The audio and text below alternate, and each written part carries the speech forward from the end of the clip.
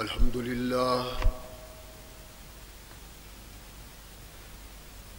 لله نحمده ونستعينه ونستغفره ونؤمن به ونتوكل عليه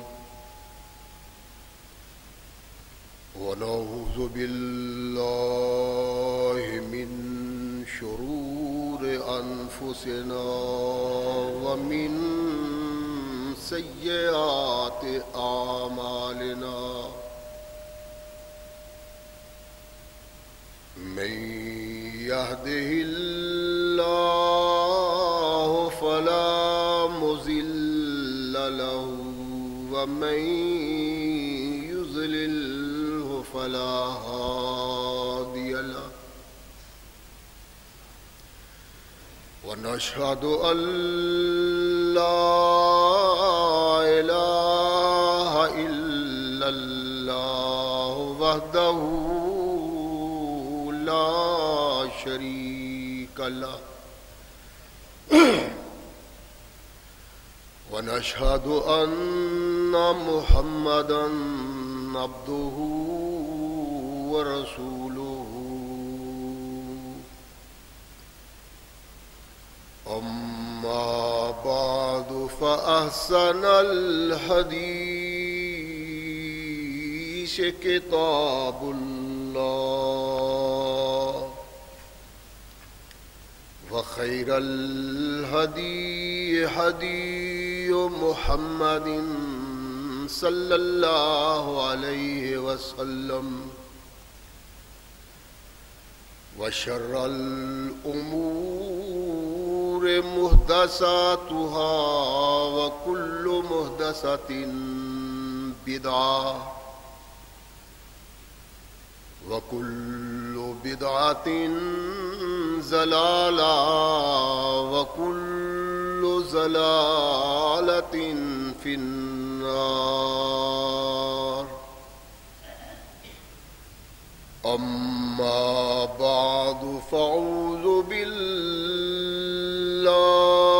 السميع العليم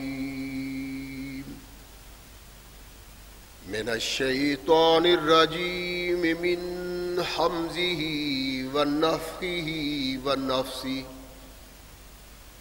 بسم الله الرحمن الرحيم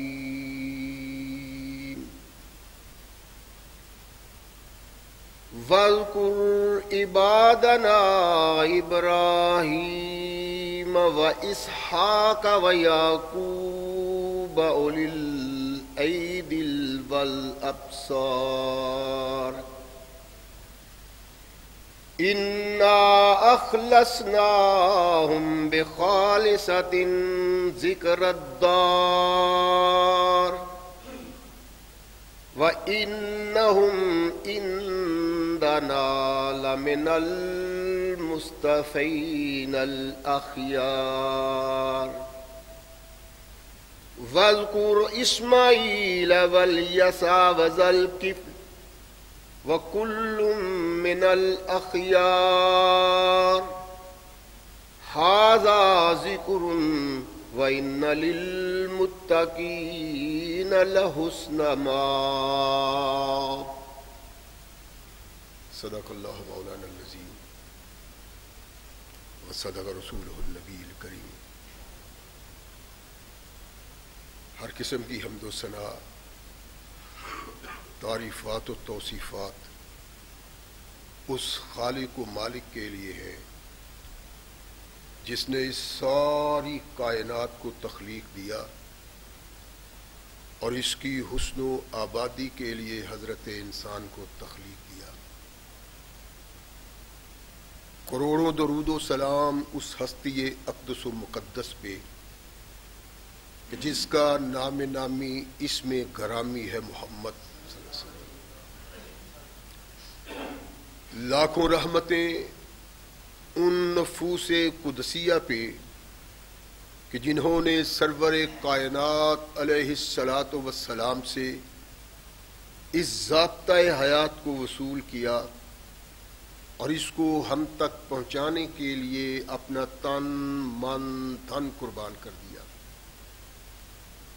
اللہ کی یہ بہت بڑی کرم نوازی ہے کہ اس نے اس ضابطۂ حیات کو ہم تک پہنچانے کے لیے ایسے مضبوط ذرائع اور اسباب استعمال فرمائے کہ ان کی موجودگی میں ہم ببانگے دہل کہہ سکتے ہیں کہ یہ ضابطۂ حیات جو آج قرآن کی صورت میں ہمارے ہاتھوں میں موجود ہے، یہ وہی ضابطۂ حیات ہے جو آج سے کم و بیش 1450 سال پہلے نبی کائنات اور رسول ثقلین حضرت محمد رسول اللہ صلی اللہ علیہ وسلم پہ انسانوں کی رشد و ہدایت کے لیے نازل ہوا۔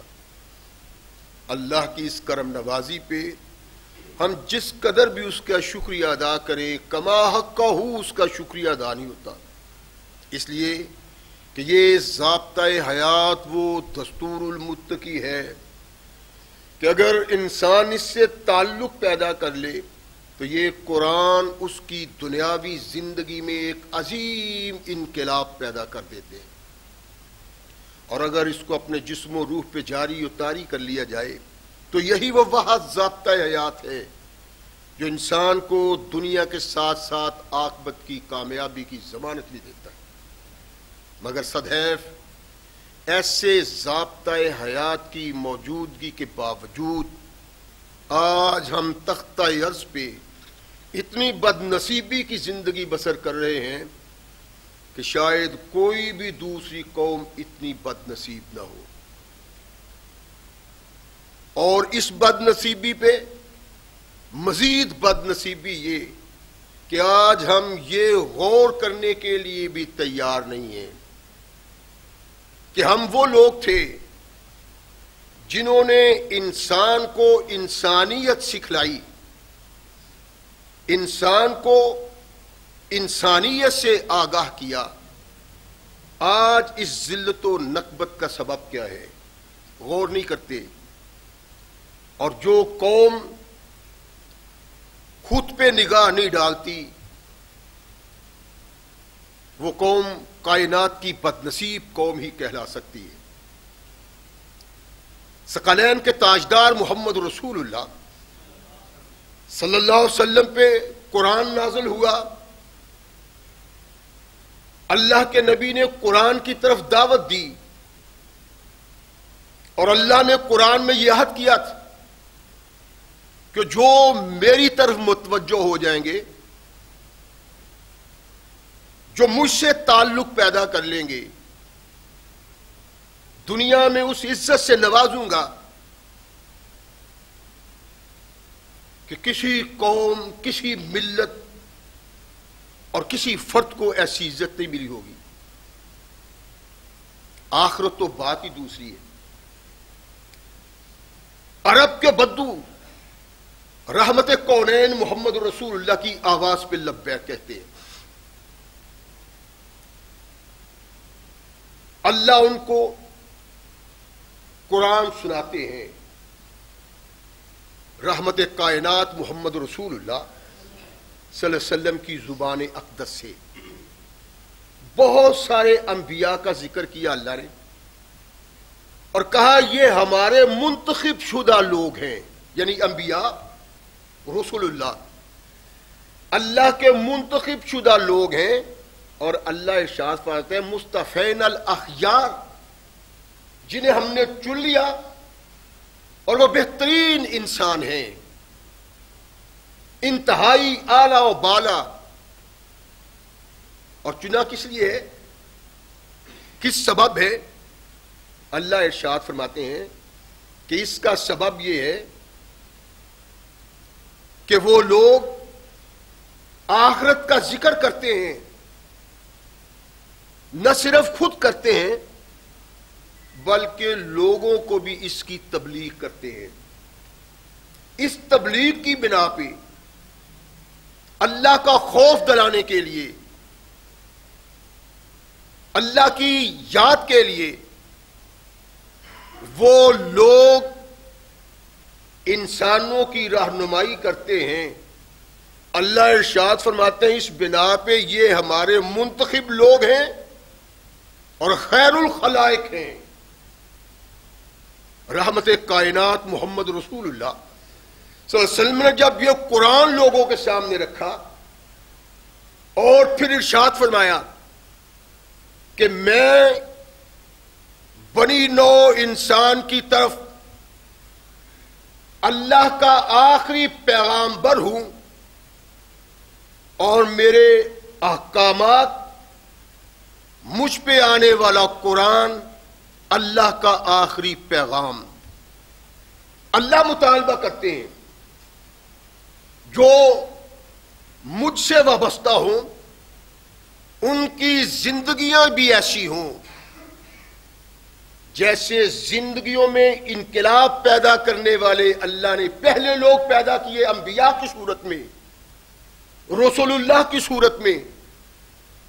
اب انبیاء تو نہیں آئیں گے، رسول تو نہیں آئیں گے، وہ کردار اور وہ کام میری قوم کے لوگوں نے کرنا ہے. ذمہ داری ہے تمہاری، تمہارے اپنے دل میں اللہ کا خوف ہو اور لوگوں کو ترغیب دلاؤ، لوگوں کو اللہ سے شناسا کرو،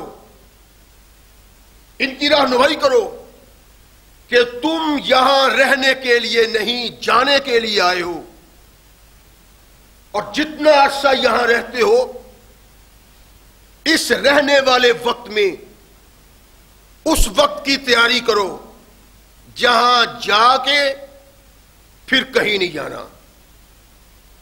اس دنیا میں موت بنیادی کردار ہے تمہارے لیے، یہ آئے ہی آئے. یہاں موت ضروری ہے اور وہاں حیات ضروری ہے. یہاں مرنا ہے، وہاں زندہ رہنا ہے. اور تم کو یہ سوچ اور فکر پیدا کرنی چاہیے کہ خود بھی اس کا خیال کرو اور لوگوں کو بھی اس کی طرف توجہ دو. کنتم خیر امۃ اخرجت للناس تأمرون بالمعروف وتنہون عن المنکر. رحمت کائنات محمد رسول اللہ صلی اللہ علیہ وسلم کی امت کے ہر فرد کا فرض ہے، ذمہ داری ہے کہ وہ انسانوں کی رہنمائی کرے. یہ ہماری بد نصیبی ہے کہ ہم نے چند لوگوں کے ساتھ اس پیغام کو متعلق سمجھ لیا ہے اور وابستہ کر دیا کہ مولوی ہی اس بات کے ذمہ دار ہیں. قطعاً نہیں. ہر انسان جو اس ملت میں پیدا ہوتا ہے اس کی ذمہ داری ہے کہ اللہ کا پیغام آنے والے انسانوں تک پہنچائے. اگر ایسا نہ ہوا تو قیامت کے دن بطور مجرم اللہ کے دربار میں کھڑا ہوگا. یہ بات ذہن نشین کرنی چاہیے،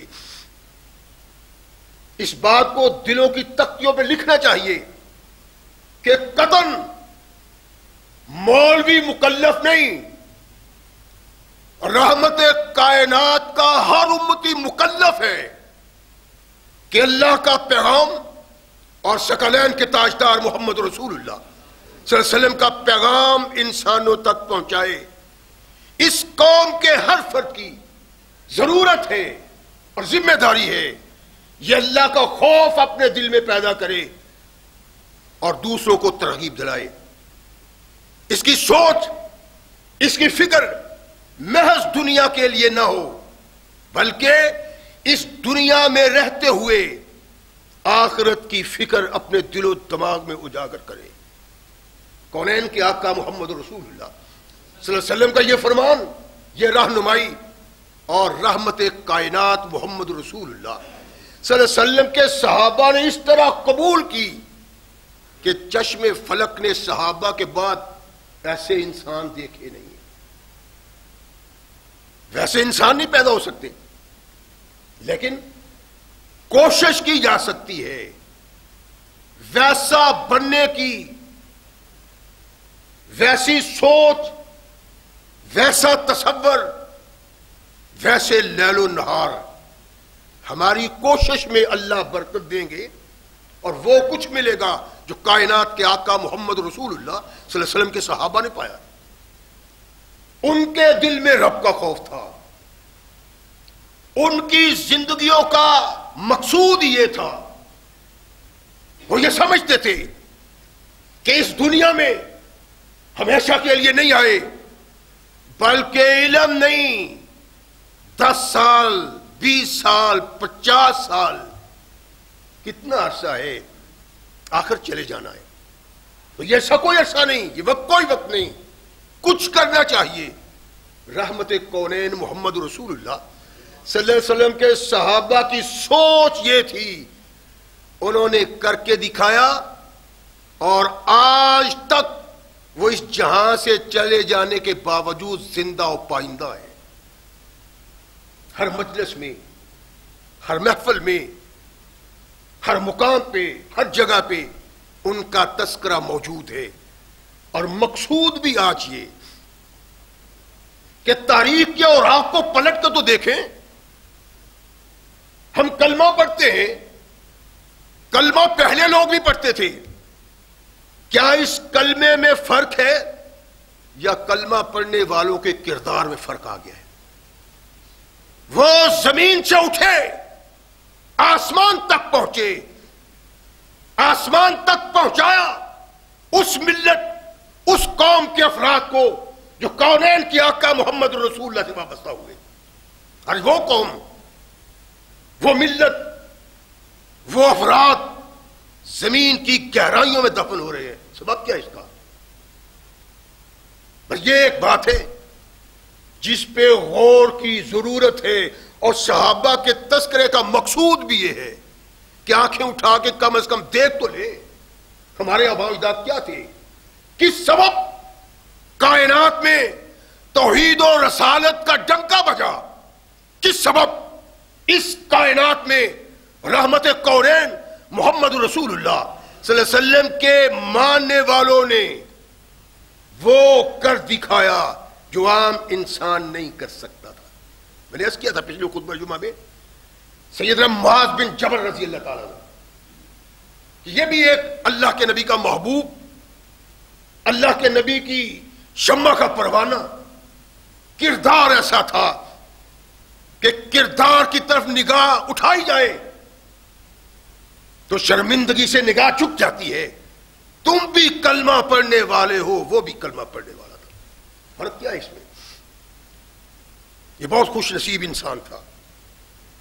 اللہ کے نبی علیہ الصلوۃ والسلام کی زندگی میں صرف 4 صحابہ نے قرآن حفظ کیا تھا، اور ان 4 صحابہ میں ایک صحابی معاذ بن جبل رضی اللہ تعالیٰ نے اپنے سینے میں سجایا، اور قرآن ہی نہیں بلکہ اپنے کردار سے بتلایا کہ جس کا تعلق قرآن سے ہوتا ہے اس کے دل میں انقلاب آتا ہے، ایسا انقلاب کہ وہ خود ہی اللہ کا مطیع و منقاد نہیں بنتا، بلکہ ہر ملنے والے، بیٹھنے اٹھنے والے کو ترغیب دلاتا ہے کہ اللہ والا بن جاؤ، دنیا بھی سنور جائے گی اور آخرت بھی بن جائے گی۔ رحمت کائنات محمد رسول اللہ صلی اللہ علیہ وسلم نے ارشاد فرمایا کہ صحابہ، اگر قرآن سیکھنا ہے تو 4 افراد سے سیکھو، جن 4 افراد کا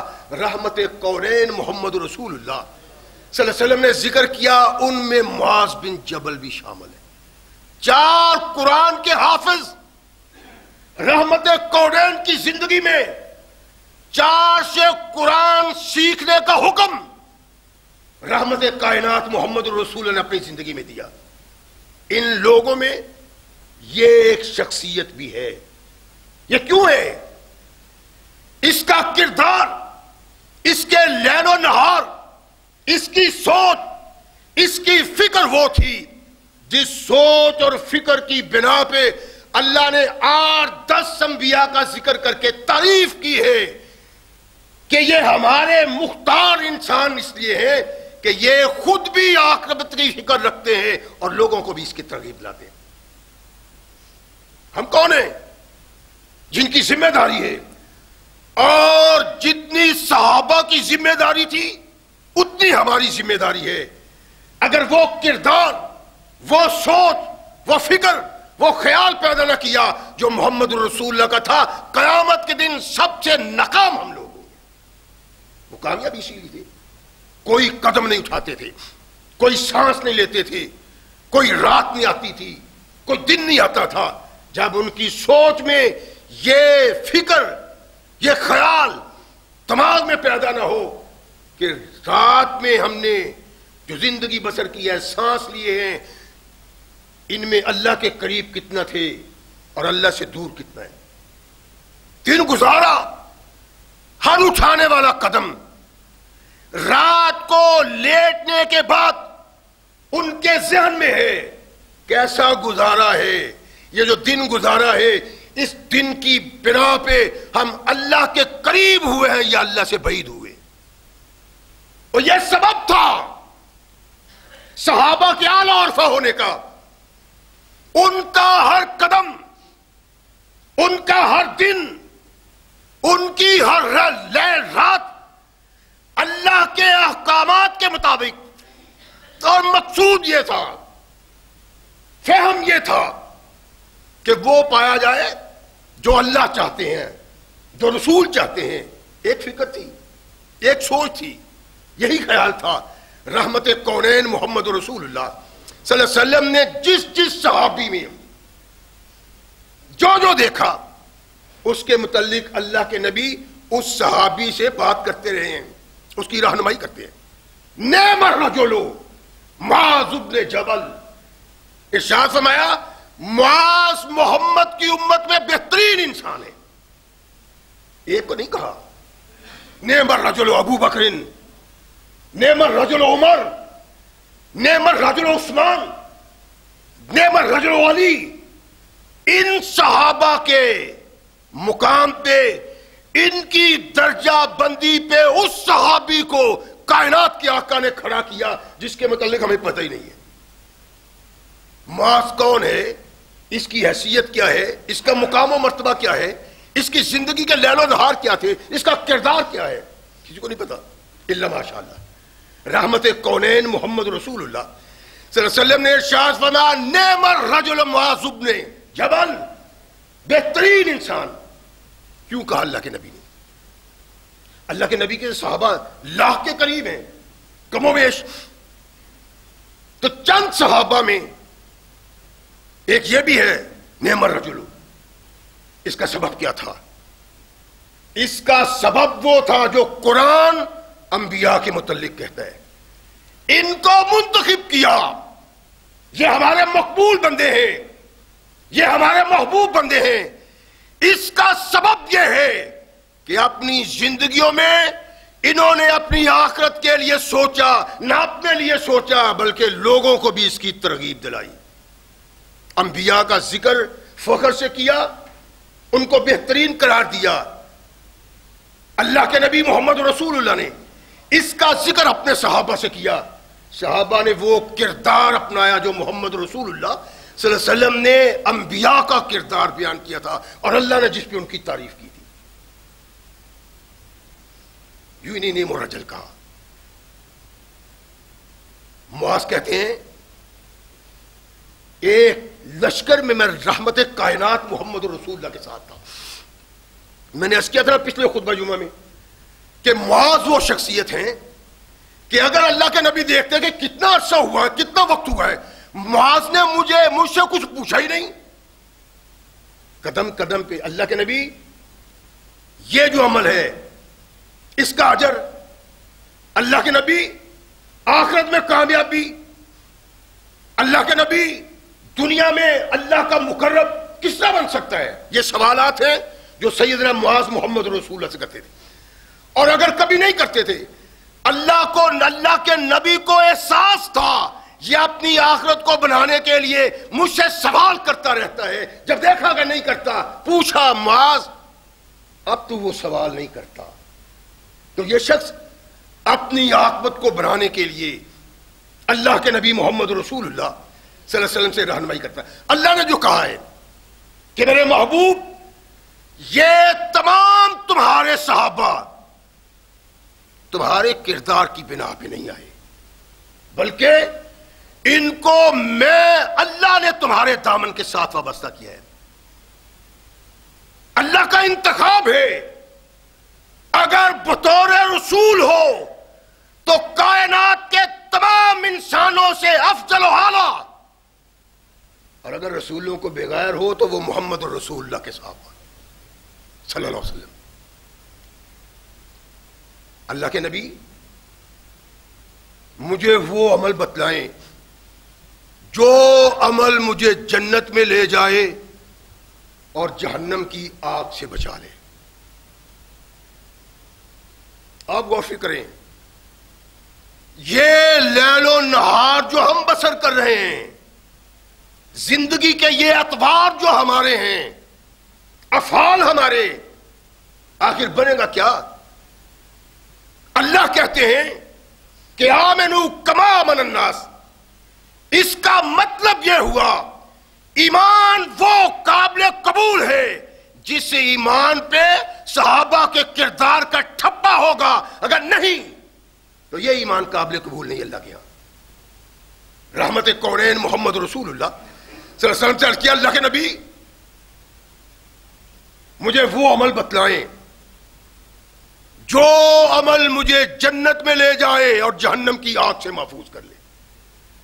رحمت کونین نے ارشاد فرمایا کہ معاذ تو نے بہت بڑی بات کی ہے، بڑے عمل کی بات کی ہے، بہت مشکل، سوائے اس انسان کے جس کو اللہ منتخب کر لے۔ ہماری زندگی کا ہر قدم اپنی سوچ اور فکر کے مطابق نہیں، اٹھنے والا ہر قدم اللہ کی رضا، رسول کی اطاعت، رب کے فرمان کے مطابق ہو تو ایمان، اگر اس سے ہٹ کے ہے تو ایمان والی بات کوئی نہیں ہے، فکر کرنی چاہیے ہمیں۔ اللہ کے نبی مجھے بتلائیے، ارشاد فرمایا بہت بھاری بھرکم عمل کی تو نے بیعت کی ہے، یہ نہیں ہو سکتا سوائے اس انسان کے جس پہ اللہ اپنا خاص کرم کر دے۔ ہماتن گوشو میرے آقا، جو میں پوچھنا چاہتا تھا، جو میرے دل میں آیا، اصل میں بات جو دیں میں بیان کرنا چاہتا ہوں کہ صحابہ کا کردار کس بنا پہ تھا، وہ کیا سوچتے رہتے تھے؟ انسان نہیں تھے؟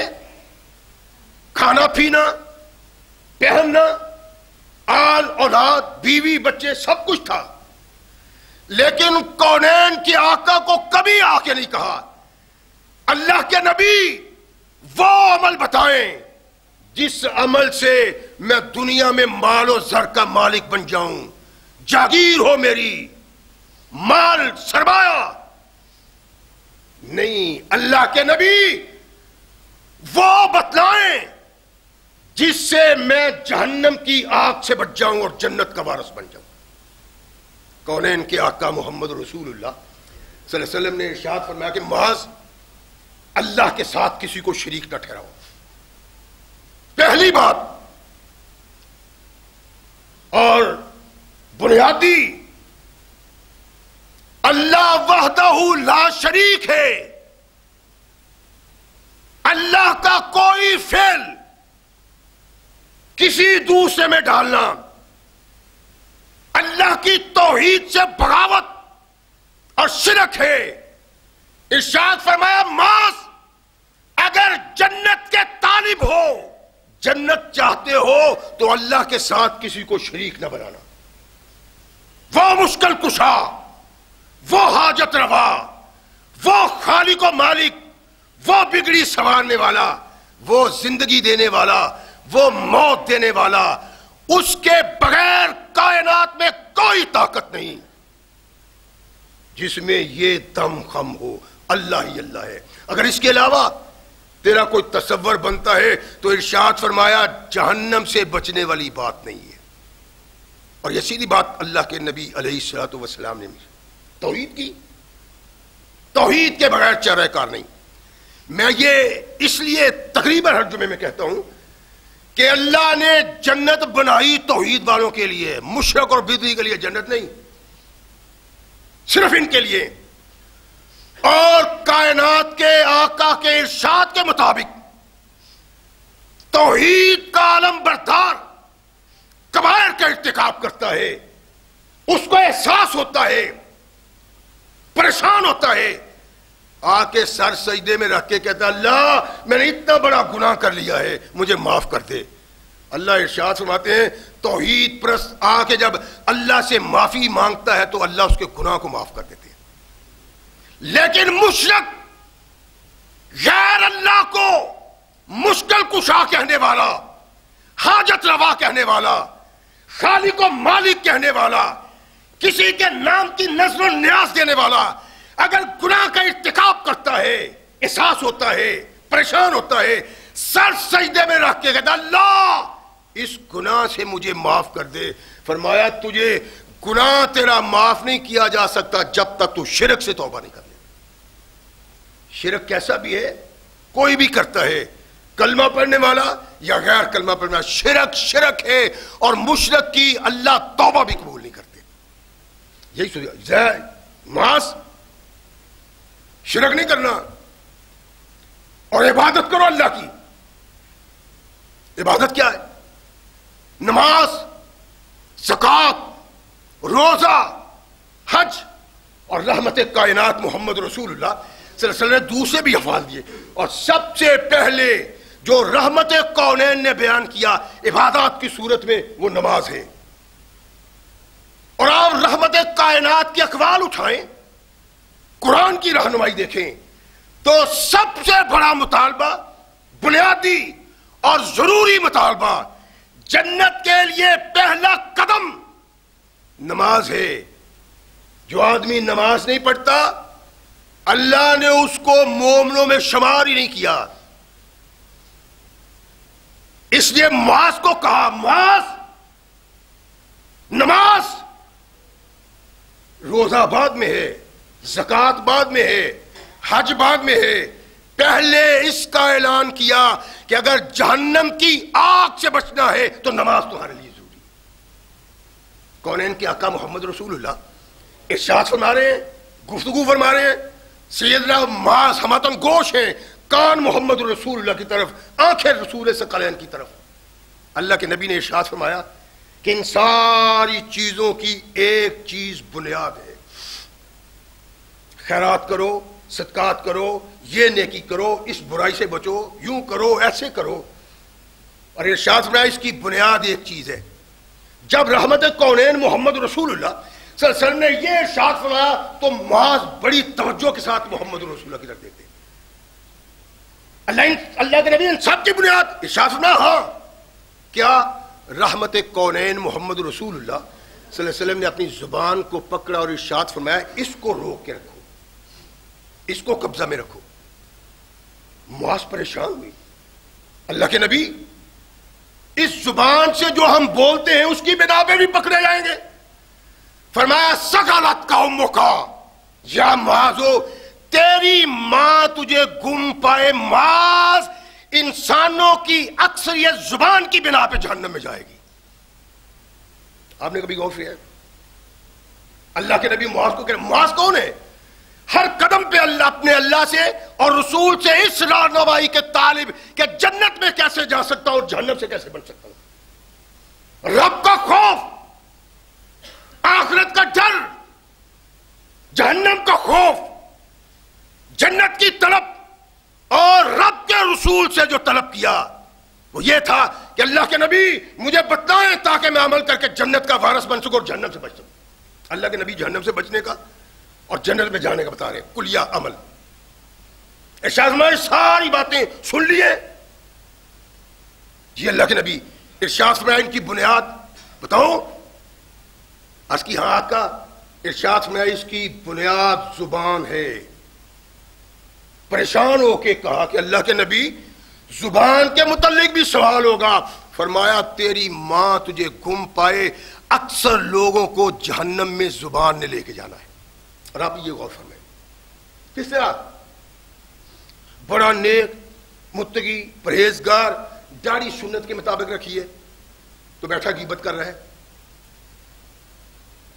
نمازی ہے، شب زندہ دار ہے تو چغلی کر رہا ہے، بڑا اچھا نیک آدمی ہے، متقی ہے، پرہیزگار ہے، لیکن کام نکالنے کے لیے جھوٹ بول رہا ہے۔ اگر کوئی غریب کمزور آدمی ملتا ہے تو جبر کرتا ہے، ظلم کرتا ہے اور گالیاں دیتا ہے۔ یعنی یہ تمام بد کرداریاں زبان کے سبب ہیں۔ ارشاد فرمایا جس کی زبان ان باتوں کا ارتکاب کرتی ہے، محض اپنے محبوب آقا کی بات سن لو، اس زبان سے یوں کلمے ادا کرنے والا کبھی جنت میں نہیں جا سکتا۔ سوچا ابھی ہم نے کیا کرتے نہیں ہیں؟ دن رات غیبت، دن رات چغلی، دوسرے کو گرانے کے لیے، اس کی عزت کو پامال کرنے کے لیے، اس کی عدم موجودگی میں اس قسم کی باتیں کہ اس کی عزت، اس کا افتخار، اس کی حیثیت مجروح ہو۔ کونین کے آقا محمد رسول اللہ صلی اللہ علیہ وسلم نے ارشاد فرمایا کہ محض یہ زبان اکثر انسانوں کو جہنم میں لے کے جائے گی۔ کیوں پوچھتے ہیں؟ اور اس کا ایک سبب تھا، اللہ نے ان کو منتخب کیا تھا۔ پہلے انبیاء، رسول اللہ، جن کا ذکر اللہ نے قرآن میں کیا، ان کو منتخب کیا ہے آخرت کی یاد دلانے کے لیے اور خود بھی یاد رکھنے کے لیے۔ اب محمد رسول اللہ صلی اللہ علیہ وسلم کے صحابہ ہیں جو منتخب ہیں، اور ان کی ذمہ داری ہے لوگوں تک یہ پیغام پہنچاؤ۔ پیغام پہنچانے کے لیے محمد رسول اللہ پوچھتے ہیں، اور مقصود جنت کو حاصل کرنا ہے۔ یہ سب کے سامنے ہے کہ یہ صحابہ ایک بار نہیں 20 بار محمد الرسول اللہ کی زبان سے یہ سن چکے ہیں کہ تم جنت کے وارث ہو، لیکن خوف زدہ ہیں، ڈر ہے، پریشانی ہے کہ پتہ نہیں کس وقت، کس عمل پہ، کس قدم پہ اللہ ناراض ہو جائے۔ اللہ کے نبی رہنمائی فرمائے، کس کی آخرت کیسے بن سکتی ہے، جنت کیسے مل سکتی ہے، جہنم سے کیسے بچا سکتا ہے۔ رحمت کونین محمد رسول اللہ معاذ کی سوچ، معاذ کی اس فکر کی بنا پہ معاذ کے ساتھ جب بھی بات کرتے ہیں وہ فکر آخرت کی ہوتی ہے، کیونکہ معاذ سوال اس کے متعلق کرتے ہیں۔ معاذ سوچتے یہ ہیں، اللہ کے نبی جا رہے ہیں، سیدنا معاذ اپنے دروازے پہ کھڑے، دروازے پہ کھڑا دیکھا اور رسول ثقلین علیہ السلام نے ارشاد فرمایا، معاذ تمہیں جنت کا دروازہ بتلاؤں؟ دروازے میں کھڑے ہیں، دروازے کو پیش نگاہ رکھا محمد رسول اللہ، جنت کا دروازہ بتلاؤں؟ او کھلنے والا دروازہ جس کی معرفت، جس میں داخل ہو کے جنت کی بہار کو پایا جا سکتا ہے، جنت کی فضا کو پایا جا سکتا ہے، جنت کی خوشبو کو پایا جا سکتا ہے۔ بتلاؤ جنت کا دروازہ؟ اللہ کے نبی اس سے بڑھ کے میری کیا خوش نصیبی ہو سکتی ہے کہ محمد الرسول اللہ کی زبان سے وہ دروازہ سنوں جس دروازے کی معرفت جنت میں داخل ہوا جا سکتا ہے۔ فرمایا اکثر پڑھا کرو لا حول ولا قوت الا باللہ، جنت کا دروازہ ہے۔ زبان پہ کوئی بوجھ آ جاتا ہے، بھاری بھرکم بوجھ اٹھانا پڑتا ہے، وقت لگتا ہے، قوت استعمال ہوتی ہے؟ نہیں، اللہ کے نبی نے کہا معاذ، اور معاذ کو کہنا معاذ تک نہیں تھا، ہم تک پہنچانا تھا کہ آنے والے تمام انسانوں کو پتہ چل جائے جنت کا دروازہ جس سے انسان نے داخل ہونا ہے وہ لا حول ولا قوت الا باللہ ہے۔ جو اکثر پڑھتا ہے اللہ اپنے فضل و رحمت سے اس کو جنت میں لے جاتا ہے۔ یہ جنت کا دروازہ ہے۔ کس نے پوچھا؟ کس نے بتلایا؟ سبب کیا تھا؟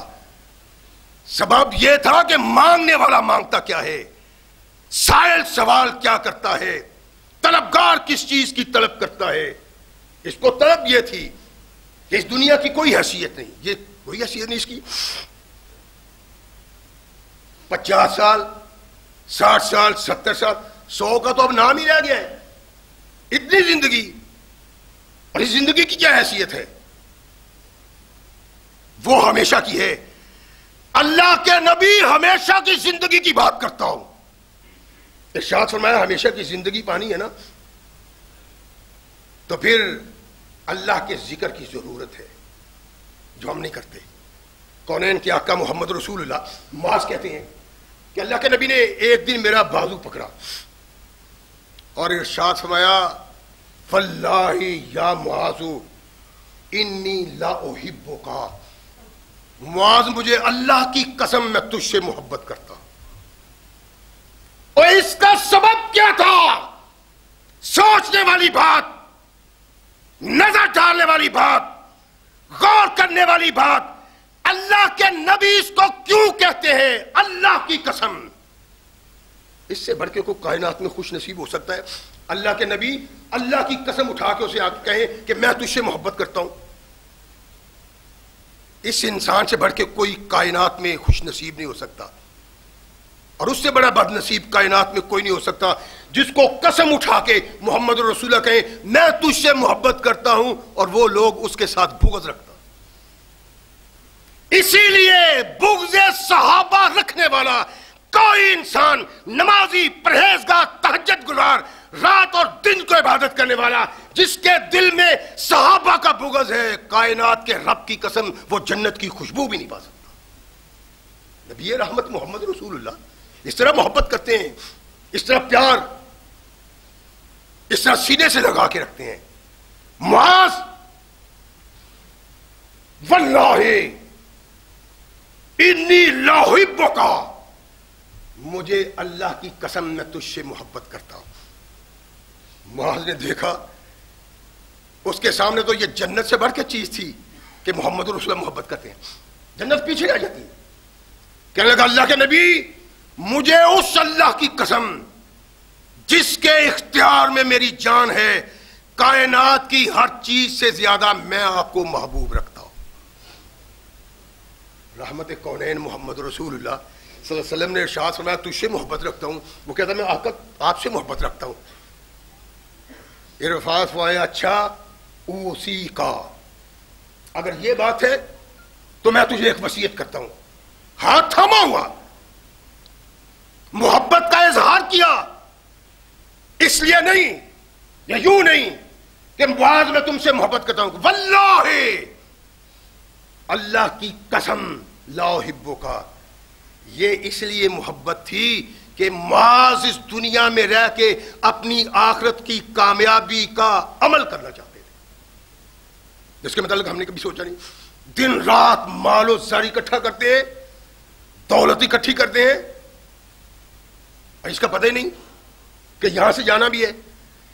ایک قدم صحابہ کا ایسا نہیں اٹھتا، ایک قدم جو ثقلین کے تاجدار محمد رسول اللہ صلی اللہ علیہ وسلم کی رضا کے مطابق نہ ہو، ارشاد کے مطابق نہ ہو۔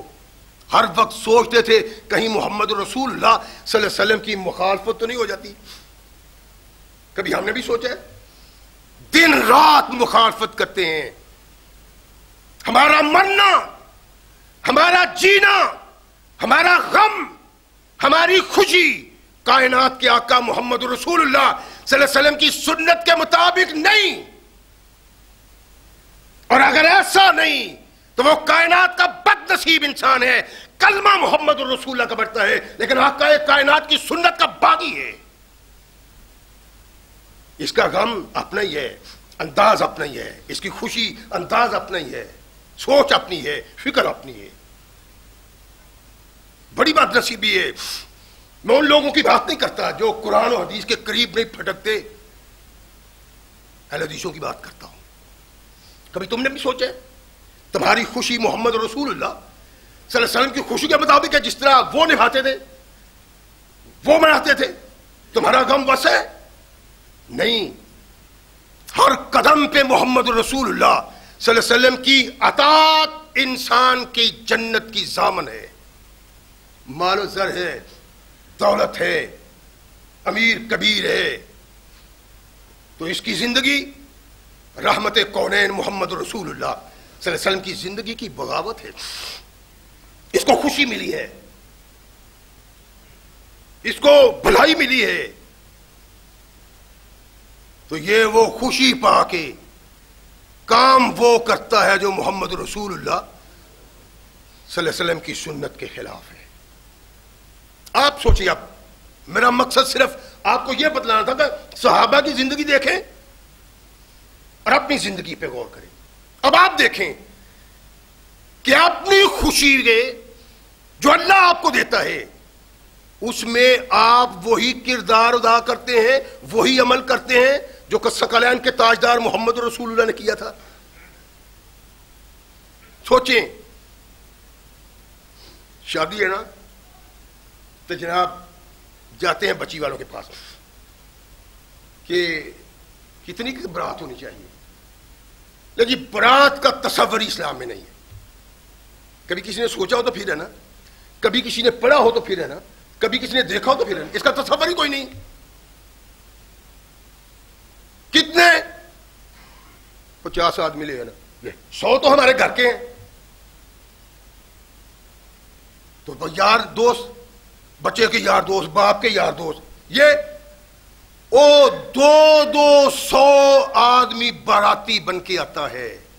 کونین کے آقا محمد رسول اللہ صلی اللہ علیہ وسلم کی سنت کی مخالفت ہے. رحمت کائنات علیہ الصلوۃ والسلام، ان کا کردار کیا ہے؟ بچی کی شادی کی ہے سیدہ طاہرہ فاطمہ جی، ابوبکر تم آ جاؤ، عثمان تم آ جاؤ، علی عبد الرحمن تم آ جاؤ، طلحہ تم آ جاؤ، عمر تم آ جاؤ. اللہ کے نبی بلا رہے ہیں، اور ہے کیا؟ علی تیرے پاس کچھ ہے؟ اللہ کے نبی کیا کرنا ہے؟ فرمایا تیرے لیے، فاطمہ کے لیے وہ کپڑے، کو برتن ہم ڈاکے مارتے ہیں، ڈاکے. ایک بڑا پریشان ہوا میری ان باتوں پہ. رب کائنات کی قسم، اسلام میں جہیز کا کوئی وجود نہیں. ایک وہ ڈاکہ جو ایک ڈاکو سڑک پہ کر کے رہا ہے، رائفل سے لوٹتا ہے، طاقت سے لوٹتا ہے. ایک یہ مہذب ڈاکہ ہے جو ہم مارتے ہیں. بیٹی والا تجھے اپنا جگر گوشہ دے رہا ہے، اب تیرا مطالبہ ہے کپڑے بھی دو، چاچے کا، مامے کا، خالو کا، برتن بھی دو. اس کے ہاتھ پاؤں ٹوٹے ہوئے ہیں، یہ نہیں کما سکتا. لیکن نہیں، اللہ کے نبی کی سنت کی بغاوت. اور ایسے ہی خوشی کے ہر موقع پہ، جہاں بھی، جب بھی، جیسے بھی ملتی ہے، ہم نے کبھی آنکھ کھول کے نہیں دیکھا کہ محمد رسول اللہ کا کردار کیا ہے. اللہ کی قسم اس کام میں برکت نہیں ہوتی جس کام کو کرتے ہوئے محمد رسول اللہ کو نہ دیکھا جائے. کبھی آپ نے تصور کیا ہے طلاق کے متعلق؟ یہاں دن میں سینکڑوں، اور رحمت کائنات محمد رسول اللہ صلی اللہ علیہ وسلم کی زندگی میں چند ایک سبب کیا ہے؟ اللہ کے نبی کی سنت کو پیش نگاہ رکھنا. مر گیا ہے گھر کا کوئی آدمی، کونین کے آقا محمد رسول اللہ صلی اللہ علیہ وسلم کا چچا شہید ہو گیا، رونے کی آواز سنی گھر سے، ارشاد فرمایا کو روکو، پھر نہیں رکتی.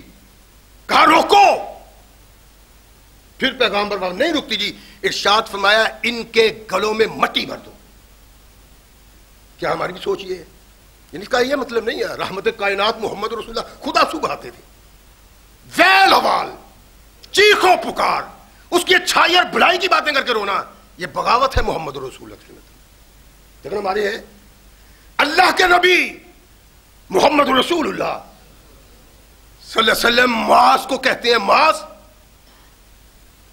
مجھے تجھ سے محبت ہے. اور محبت کس لیے ہے؟ معاذ محمد رسول اللہ کی سنت کے لیے جیتا ہے اور سنت کے لیے مرتا ہے، اللہ کے احکامات کے لیے جیتا ہے اور اس کے لیے مرتا ہے. لا احبک، اللہ کے نبی میں بھی محبت کرتا ہوں. اچھا میں تجھ سے کرتا ہوں، تو مجھ سے کرتا ہے، تو تجھے ایک وصیت کروں. آج کے اللہ کے نبی میرے جیسا کون خوش نصیب ہو سکتا ہے جس کو آقا نصیحت کریں، وصیت کریں، سمجھائیں، بتلائیں. فرمایا ہر نماز کے بعد اللہم اعنی علی ذکر کا و شکر کا و حسن عبادت پڑھے گا.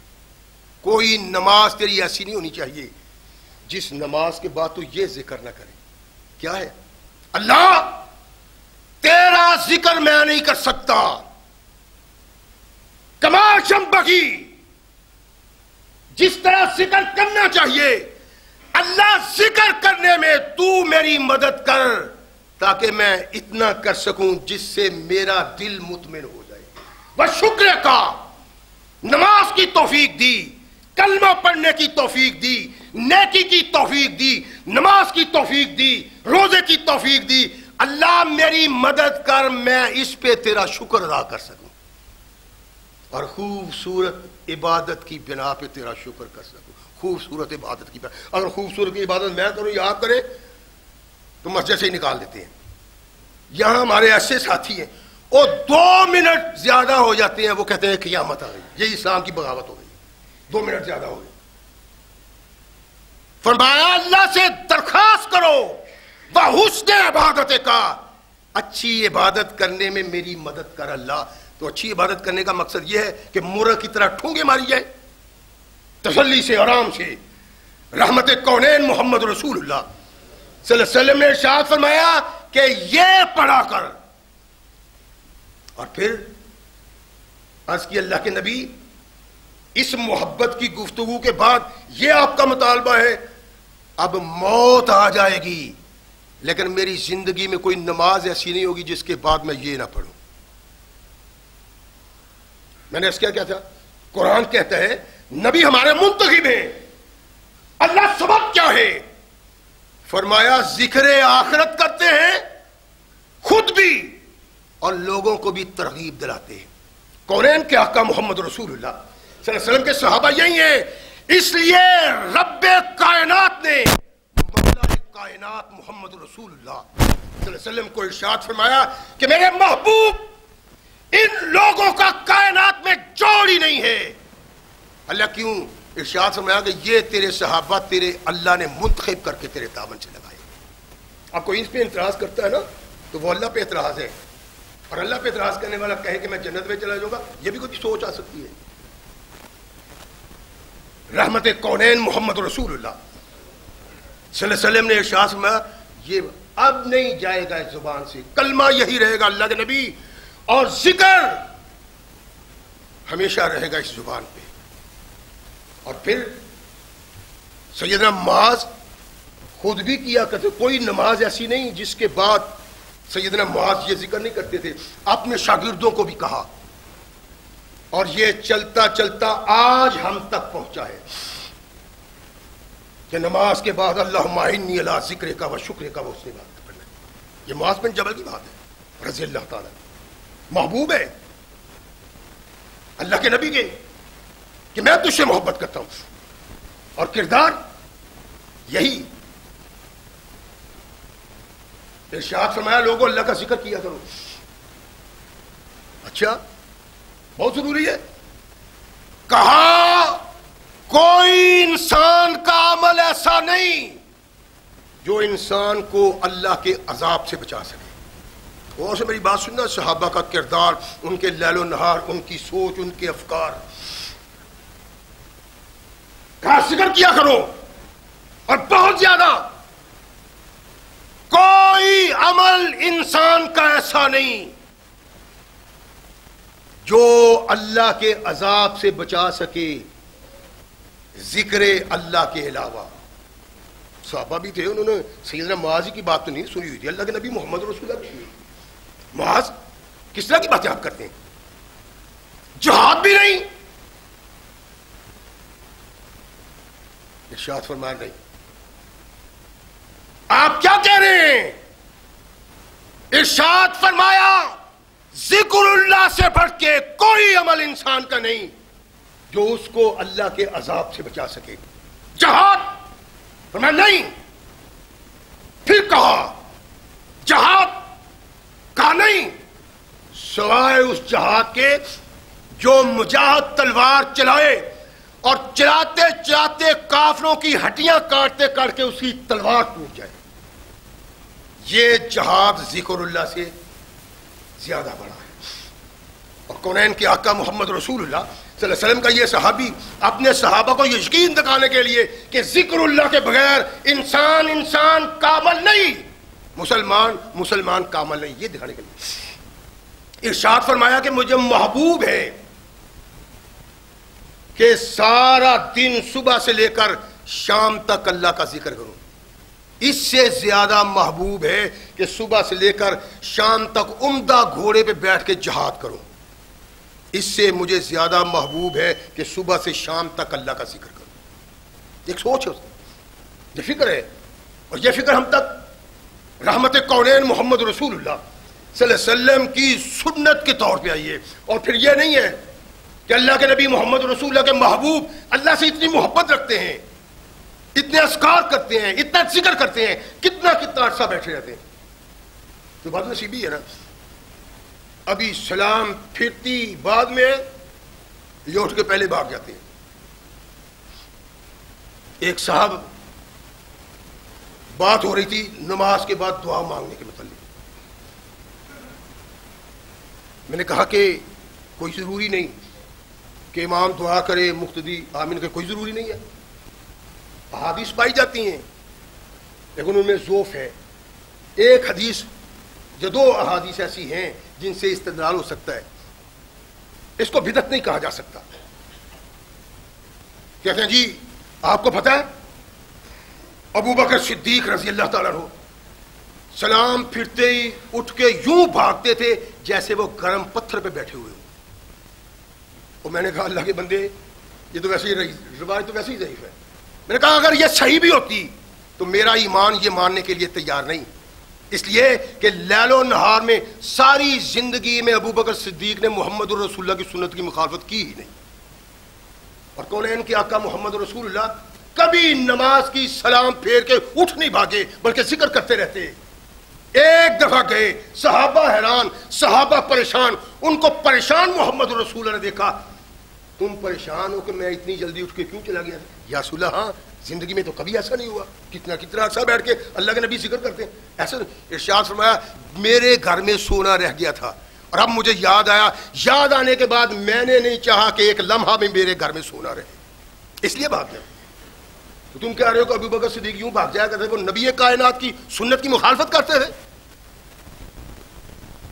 اللہ کے نبی کے صحابہ ایک قدم محمد رسول اللہ صلی اللہ علیہ وسلم کی سنت سے ہٹ کے لیل و نہار میں نہیں اٹھاتے تھے، اور اس کا سبب کونین کے آقا محمد رسول اللہ صلی اللہ علیہ وسلم کے ان محبوبوں کو قیامت تک زندہ رکھنے کا وعدہ اللہ نے پورا کیا ہے۔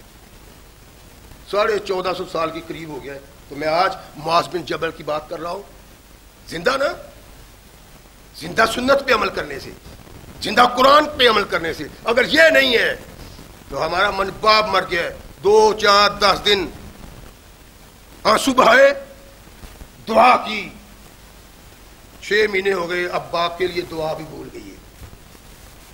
وہ زندہ ہے آج بھی اور قیامت تک زندہ رہیں گے۔ سبب کیا ہے؟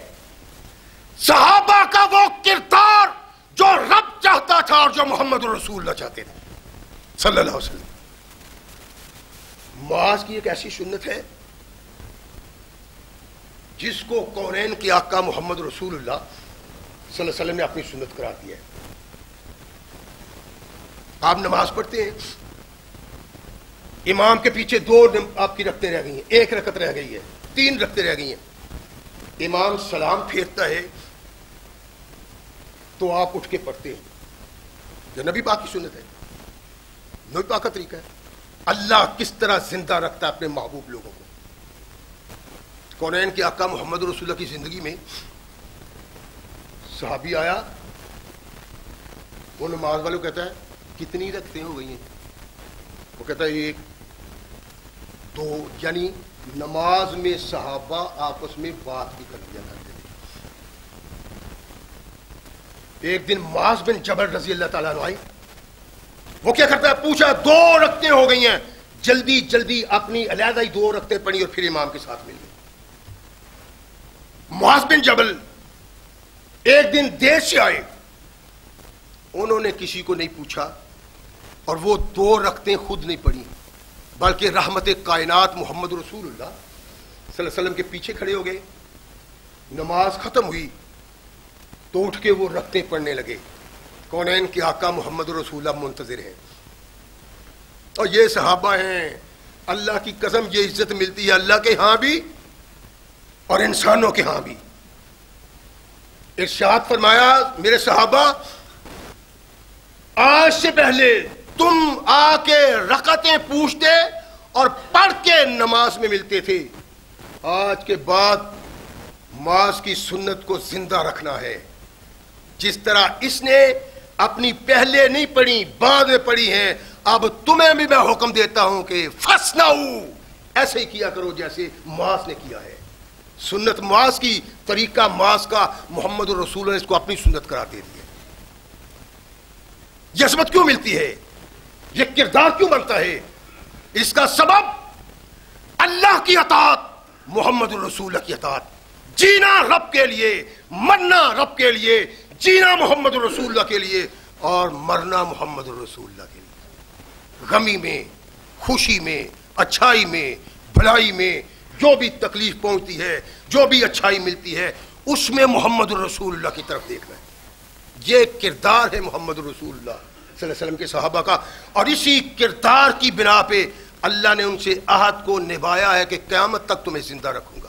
وہ زندہ ہیں اور آج بھی جو اللہ کے فرمان کے مطابق, رسول کی سنت کے مطابق زندگی بسر کرتا ہے, اللہ اس کو ہمیشہ کی زندگی دے دیتے. اللہ ہمیں صحیح مسلمان بننے کی توفیق عطا فرمائے. واخر دعوانا الحمدللہ.